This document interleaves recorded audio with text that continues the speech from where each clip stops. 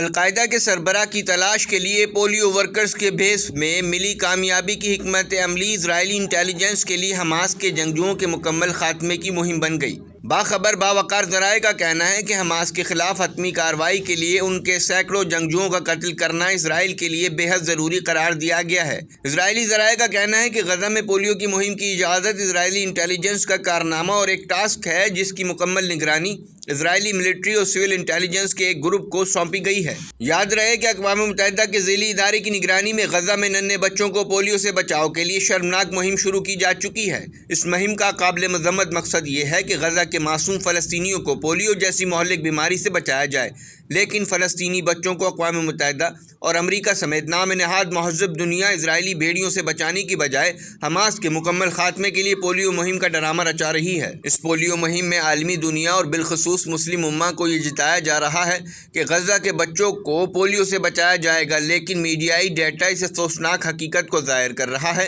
کہ غزہ میں فلسطینی بچوں کو پولیو سے نہیں بلکہ اسرائیلی بموں اور میزائلوں سے سنگین خطرات لاحق ہیں، لیکن کوئی اس نقطے پر آواز نہیں اٹھا رہا۔ یاد رہے کہ پولیو مہم کے آغاز سے اب تک 100 سے زیادہ فلسطینی کمسن بچوں کو بمباری میں شہید کیا جا چکا ہے، اور یہ بات بڑی تکلیف دہ ہے کہ جہاں جہاں پولیو کی ٹیمیں فلسطینی بچوں کو پولیو کے قطرے پلانے جا رہی ہیں، وہاں منظم مجرمانہ کارروائیوں میں اسرائیلی افواج بمباری کر رہی ہے۔ 3 نومبر کو ملی مصدقہ اطلاعات میں کنفرم کیا جا چکا ہے کہ عالمی ادارہ صحت کے مطابق اسرائیلی فورسز نے غزہ میں پولیو مرکز پر گرنیڈ سے حملہ کیا، جس کے نتیجے میں 4 بچوں سمیت 6 افراد زخمی ہوئے۔ اقوام متحدہ کے ادارے برائے اطفال یونیسیف نے اسرائیلی حملے کی شدید مذمت کی ہے۔ اقوام متحدہ کے مطابق اسرائیلی حملوں کے باعث غزہ کے متعدد علاقوں میں پولیو ورکر کی رسائی ممکن نہیں ہے۔ یونیسیف کے مطابق 48 گھنٹوں کے دوران غزہ پر اسرائیلی حملوں میں 50 سے زائد بچے شہید ہو چکے ہیں۔ یونیسیف کا کہنا ہے کہ پولیو کے خلاف ویکسینیشن مہم شمالی غزہ میں انتہائی سخت حالات کے باوجود دوبارہ شروع کی جا رہی ہے،